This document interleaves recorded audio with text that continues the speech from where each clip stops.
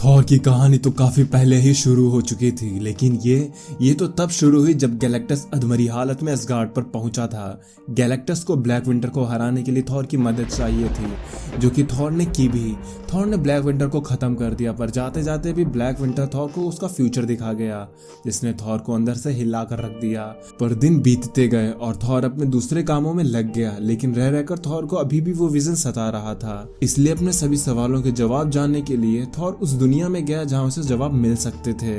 पर ऐसा करते ही थॉर की मुसीबत बढ़ गई, क्योंकि जब थॉर ने अपनी जगह बदली तो ब्लेक, जो कि थॉर की दूसरी पर्सनालिटी थी, वो बाहर आ गई।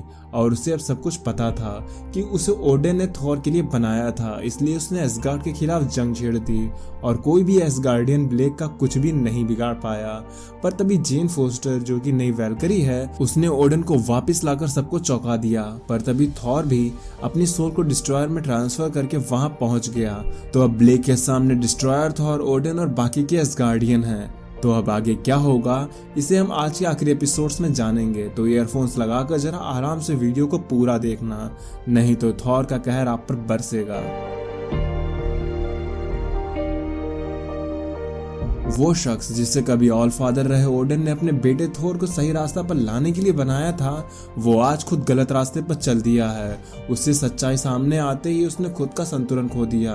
वो जिससे लोग पहले डॉक्टर डोनाल्ड ब्लेक के नाम से जानते थे, उससे अब लोग ड्रैगन कहकर बुलाते हैं, क्योंकि उसने वर्ल्ड सर्पेंट को मार डाला और अब वो ड्रैगन अपने क्रिएटर के ही सामने उसे मारने के लिए खड़ा है। ओडेन ने कहा, ब्लेक, अगर तुम जिंदा रहना चाहते हो तो वहीं पर रुक जाओ।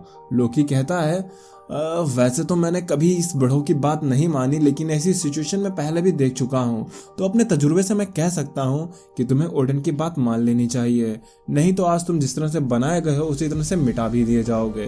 जिस पर ब्लेक ने कहा, यहाँ जीना ही कौन चाहता है, मैं तो ये नहीं चाहता, हालांकि मैं तो कुछ और ही चाहता हूँ। मुझे इन्होंने ही ऐसा बनाया है। बोलिए ओडेन, आपने मुझे ऐसा क्यों बनाया?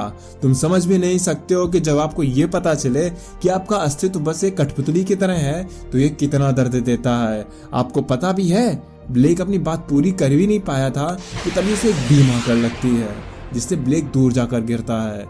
ये हमला डिस्ट्रॉयर थॉर का था। थॉर ने कहा, पेन के बारे में तुम क्या जानो ब्लेक, कि पेन क्या होता है, लेकिन तुम चिंता ना करो, दर्द क्या होता है इसका एहसास तो मैं तुम्हें अब दिलाऊंगा। और थॉर ब्लेक की तरफ उसे मारने के लिए दौड़ पड़ता है। ब्लेक भी म्योनिर को सम्मन कर लेता है और कहता है, तो आ जाओ थॉर, देखते हैं आखिर किसमें कितना है दम। पर ब्लेक कुछ कर पाता इससे पहले ही डिस्ट्रॉयर थॉर ने जबरदस्त पंच चढ़ दिया, जिससे ब्लेक के दांत ही टूट गए। ये थॉर डिस्ट्रॉयर थॉर था। थॉर ने एक के बाद एक ब्लेक पर पंचेस जड़ना शुरू कर दिया। आखिर ब्लेक ने काम ही ऐसा किया था, उसने कई एसगार्डियन को मार दिया था। थॉर ने ब्लेक को पीट पीट कर उसकी हालत पतली कर दी, लेकिन ब्लेक तब भी उठा। उसने कहा, बस तुम इतना ही कर सकते हो क्या ओडेनसन थॉर? और ब्लेक थॉर के ऊपर कूद पड़ा। ब्लेक ने कहा, तुम्हें क्या लगता है कि तुम डिस्ट्रॉयर के साथ आओगे और मुझे आसानी से हरा दोगे? तुम शायद भूल रहे हो, मैं भी ओडेन की ही क्रिएशन हूँ, इसलिए मुझे कम समझने की कोशिश बिल्कुल मत करना। इतना कहते ही ब्लेक अपने मैजिक से थॉर पर अटैक कर देता है, जिस वजह से थॉर अंदर चिल्लाने लगता है। ओडेन कहते हैं, बस अब बहुत हुआ तुम्हारा, म्योनिर मेरे पास आओ। पर म्योनिर को कोई और पकड़ लेता है। ये बिल था। बिल ने कहा, ओडेन, तुम्हारे पास तुम्हारा हथियार है तो तुम उसे इस्तेमाल करो, और मुझे भरोसा है कि मैं इसे ज्यादा अच्छे तरीके से चला सकता हूँ। इतना कहकर बिल भी लड़ने के लिए तैयार हो जाता है। बिल कहता है, एसगार्ड का संरक्षक होने के नाते मैं तुम्हें आत्मसमर्पण करने के लिए कहता हूँ ब्लेक। अगर तुम ऐसा नहीं करोगे तो इसके अंजाम बहुत बुरे होंगे। स्ट्रेंज, क्या तुम तैयार हो? तब स्ट्रेंज भी अपने मैजिक का यूज करके कहते हैं, ब्लेक, तुम शायद ये नहीं जानते हो कि मेरी पावर का सोर्स क्या है। मैं ऐसी ऐसी जगहों से पावर को लेता हूँ जिसकी तुम कल्पना भी नहीं कर सकते। तो चलो तुम इस साइटोरक की चैन को तोड़कर दिखाओ। और इतना कहते ही स्ट्रेंज ब्लेक को साइटोरक की चैन से बांध लेते हैं।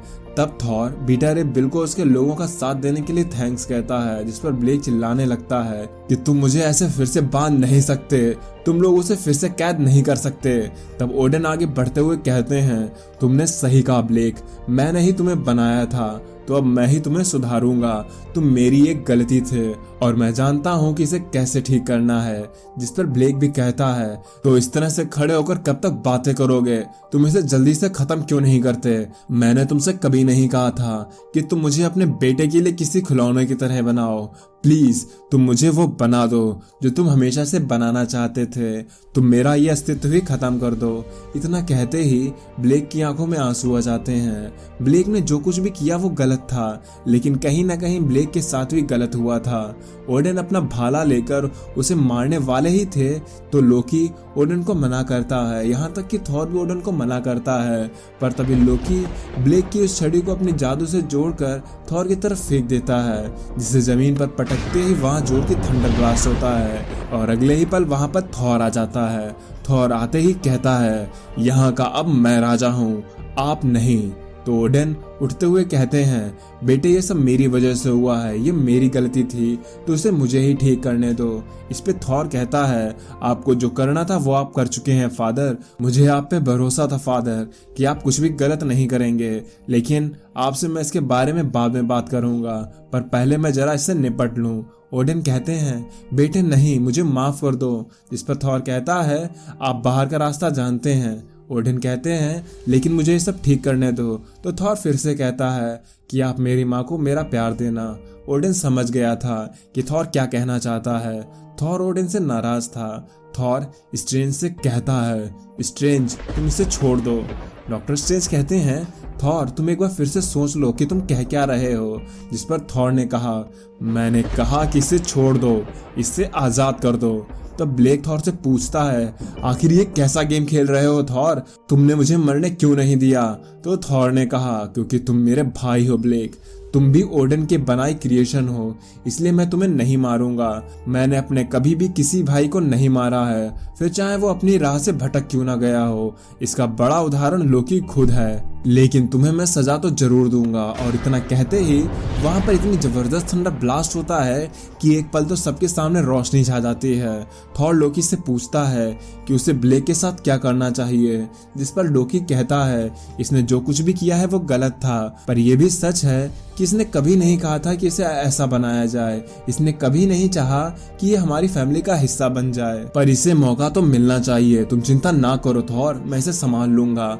थॉर पूछता है, आखिर लोकी उसके साथ करने क्या वाला है। जिस पर लोकी कहता है, भाई एक बार तुमने मुझसे झूठ बोलने को कहा था ना, तो बोलो, क्या तुम ये नहीं चाहते कि मैं एक बार फिर से झूठ बोलूं?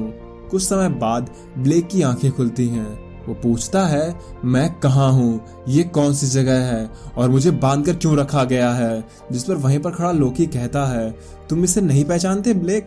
तुम इस जगह को ध्यान से देखो, ये तुम्हारा घर है। तुम हमेशा से अपनी पहचान चाहते थे ना ब्लेक, तो वो तुम्हें मिलेगी। तुम्हें भी ये गॉड की पहचान मिलेगी और तुम्हें मैं मेरे टाइटल गॉड ऑफ मिस्चीफ से नवाजूंगा।